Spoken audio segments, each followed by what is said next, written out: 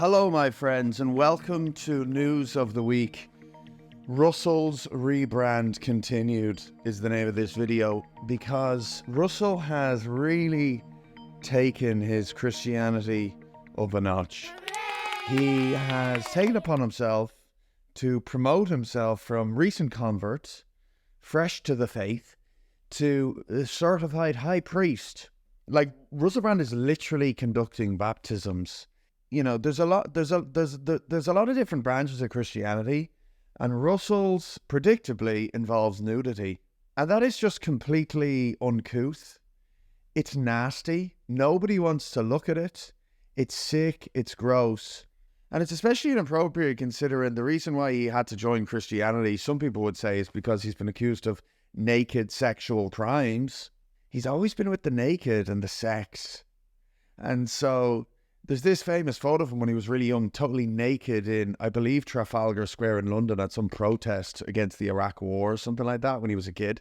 So if you're into naked before Christianity and you're into naked after Christianity, what exactly have you converted?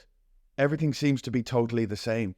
And of course, the big issue with this isn't the Christianity, it's the being the Christian now.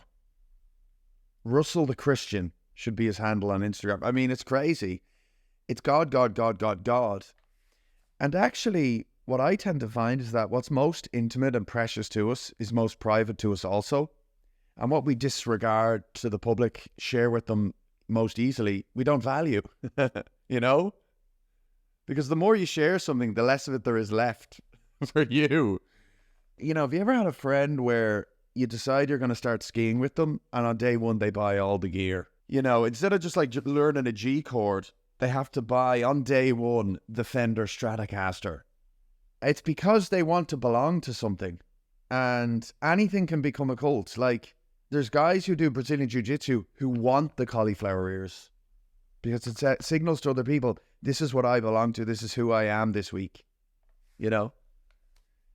It's like Sinead O'Connor, she joined a new faith every 5 minutes. And she's a good example because not knowing who you are at a certain age becomes extremely dangerous. Because guess what? You're going to die. And then you're going to die as that fake thing. So Sinead O'Connor has gone to Muslim heaven when she should probably be in Catholic heaven. You know what I mean? Russell Brand is a tighty-whitey terrorist. It's just disgraceful. And people obviously called him out on why he was doing baptisms in his underwear.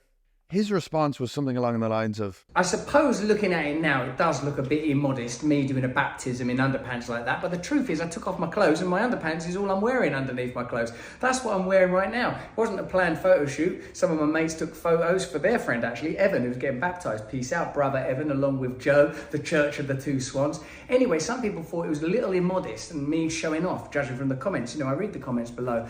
But what I'd say is this. I am a little bit of a show-off. The Lord made me a little bit of a show-off, but it is for him that I am showing off now, not for me. And check out this passage from Philippians. Well, that's what I was wearing at the time. I had to do it. I mean, that's what I was wearing. I mean, what could I do? I mean, that's literally what I was wearing. You could have said to yourself, this is what most decent people do, which is something he's really struggled with traditionally. Oh, I'm only wearing tighty-whities. There's no way I'm going to fucking do a baptism in this, take a photo and put it on the internet. But Russell's all about freedom. And what that means is that he believes that anything that is technically not against the rules, he should be allowed to do. That's not how religion works. Religion is voluntary rules. That's clearly what religion is. Christianity, ironically, is a religion about self-sacrifice. But Russell Brand, some would argue, has taken it on for self-preservation. He's trying to appeal to conservatives, clearly, you might say. Now, before the rape allegations, he was kind of going this way anyway, in fairness, but he's ramped it up a notch since the sexual assault allegations. And what I noticed is, you know, at one of his baptisms that week, so this time he goes, another day, another baptism, this time in a pool and in more modest bathing attire. By his grace, we'll soon be doing them in the Jordan in camel skin shorts. And then I tweeted, camel skin shorts is not a joke. Russell is soft launching the abandonment of another aspect of his identity to curry favour with conservatives. But giving up veganism or performing endless frenzied baptisms cannot save his bacon. Only the courts have that capacity. It's a great tweet. Haha, he took notice of our underwear comments last time. Camel skins though, please no. What do you mean, care about the animals? Russell can't continue to be a vegan in his mind. He's also going to have to become openly pro-Israel. He's also going to have to become pro-life. How is he going to do this? How is he going to do this? This guy 5 minutes ago was doing a stand-up tour called Revolution or something, Revolution. And he was comparing Jesus. He was saying Jesus was a communist and all this. You know, you got to know who you are as you get older. It's really, really important. Did you hear that the Dublin bus ticket checkers are now being licensed to give reasonable force? They are granting the ability to dish out reasonable force to the most unreasonable staff the country has in its possession. The only thing anybody associated with Dublin bus should be licensed to do is gentle parenting. You know, if we allow the Dublin bus people to administer reasonable force, some fucking little teenager is going to be George Floyded for playing music on a speaker on his phone too loud. You know, these people are really not nice. The last thing I wanted to talk about was that this guy in Lebanon is doing an Irish accent. Some locals who work in the camp have worked alongside the Irish so long, they've adopted an Irish patter. And tell me about the Irish and how The Irish, they're great. They're protecting my family. Yeah.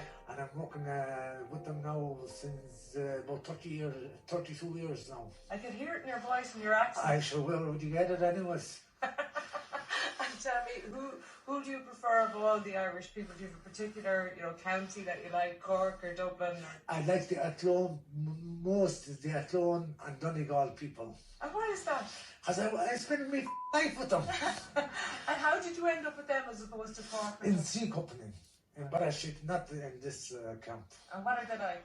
They're great. Where would you get it, sir? Where would you go? And the Irish people are swooning over this.